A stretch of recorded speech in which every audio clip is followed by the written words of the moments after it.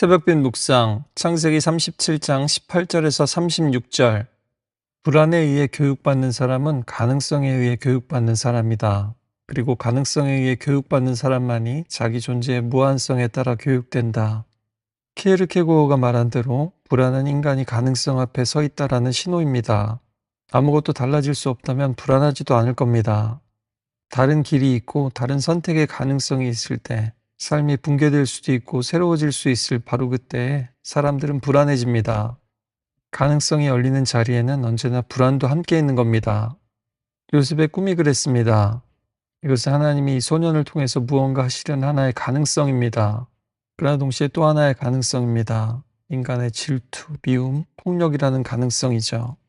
꿈은 환상적이고 아름다운 것만이 아닙니다. 꿈은 사람들을 동요시키고 불편하게 하고 불안하게 합니다. 꿈은 지금의 현실이, 지금의 체제가 마지막이 아니라고 말하기 때문입니다. 그래서 꿈은 누구에게는 소망이지만 누구에게는 위협입니다. 형제들은 위협으로 받아들였죠. 그들은 요셉이 그들에게 가까이 오기도 전에 요셉을 멀리서 보고 죽이기를 꾀합니다. 그들은 저기 우리 동생 요셉이 온다라고 하지 않고요. 꿈꾸는 자가 온다라고 합니다. 꿈들의 주인, 꿈의 지배자란 뜻입니다. 비꼬는 말은 때로는 고도의 예술적 풍자가 될 수 있지만 때로는 미워서 죽이고자 하는 마음과 일직선상에 있습니다. 폭력은 언제나 손보다 먼저 혀에서 시작됩니다.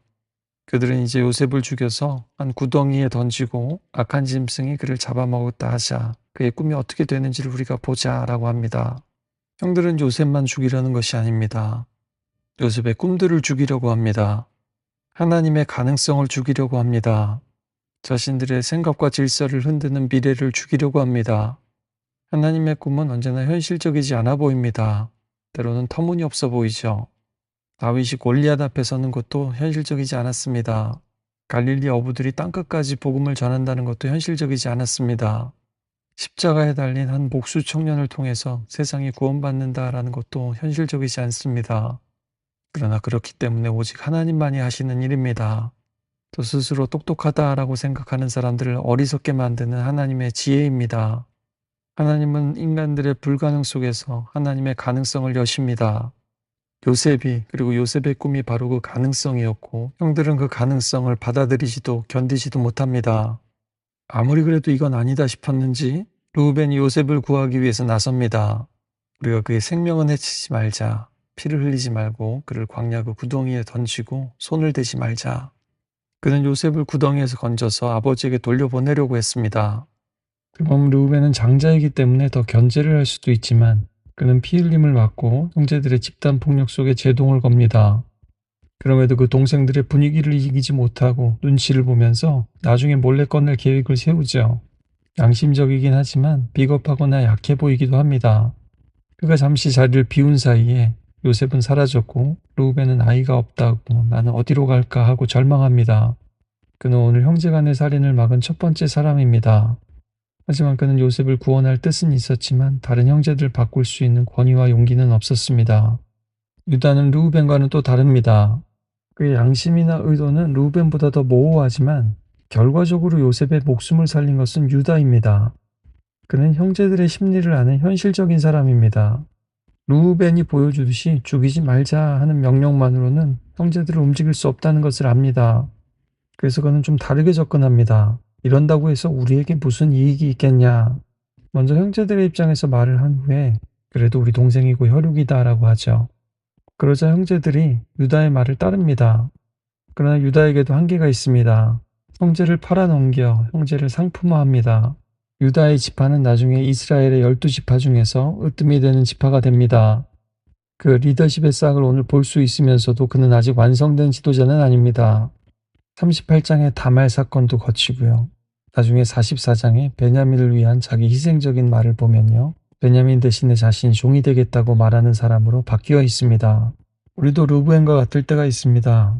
이건 아니다 싶고 이거는 누군가가 다치게 될 수 있는데 하면서도 분위기를 깨고 싶지 않고 또 다른 사람들과 부딪히고 싶지 않아서 결국에는 악을 선택합니다. 다만 약간 덜 매운맛으로요. 또 유다처럼 결과만 좋으면 됐지 하면서 동기와 과정이 오염되어 있을 때도 있을 겁니다. 형들은 요셉에게서 옷을 벗깁니다. 아버지의 특별한 사랑을 상징하던 그 옷을 벗겨버립니다. 그리고 그를 구덩이에 던져버립니다. 물이 없는 구덩이. 아직 살아있지만 누군가의 도움이 없다면 결국 죽게 될 그런 자리입니다. 그리고 섬뜩하게도 그들은 그런 동생을 두고서 앉아서 밥을 먹습니다. 요셉의 울부짖음을 배경음악처럼 들었을까요? 결국에 유다의 말대로 요셉은 미디안 사람들, 이스마엘 사람들에게 팔려서 애굽으로 가게 됩니다. 이렇게 죄는 언제나 노골적인 폭력으로만 오지 않습니다.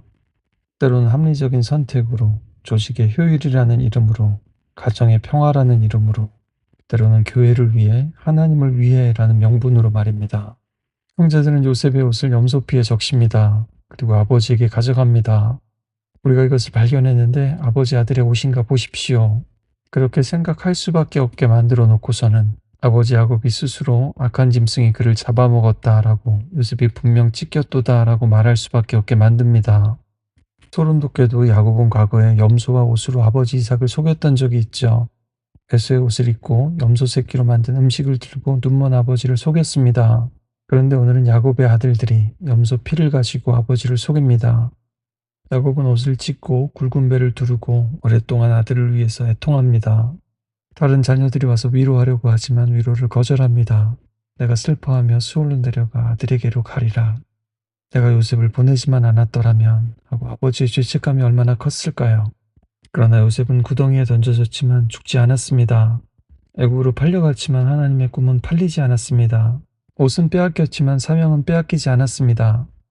여러분, 하나님의 꿈을 꾸는 사람입니까? 아니면 꿈을 빼앗는 사람입니까? 양심은 있지만 결단은 없고, 불편함은 있지만 책임이 없는 것은 아닐까요? 아니면 어떤 사람의 위로도 들리지 않는 야곱처럼 애통하는 사람입니까? 아니면 요셉처럼 옷을 빼앗기고 구덩이에 갇힌 사람입니까? 우리가 어떤 사람이든 어떤 형편에 있든지 이것 하나는 변하지 않습니다. 꿈은 이루어집니다. 하나님의 꿈은. 오늘 특별히 어떤 누구도 위로해 줄 수 없는 그 슬픔 가운데 있는 부모님들을 위해서 기도했으면 좋겠습니다. 또 보고 싶어도 보지 못하고 모시고 싶어도 모시지 못하는 사랑하는 가족들을 위해서 기도했으면 좋겠습니다. 야곱의 가정처럼 지금의 슬픔도, 지금의 이별도 놀라운 하나님의 기쁨과 구원의 이야기가 되게 해달라고 말입니다. 사랑하는 가족들, 특별히 갚을 수 없는 은혜를 베풀어 주신 부모님들께 믿음의 선물과 은혜와 강건함 주시기를 이 시간 함께 기도하겠습니다.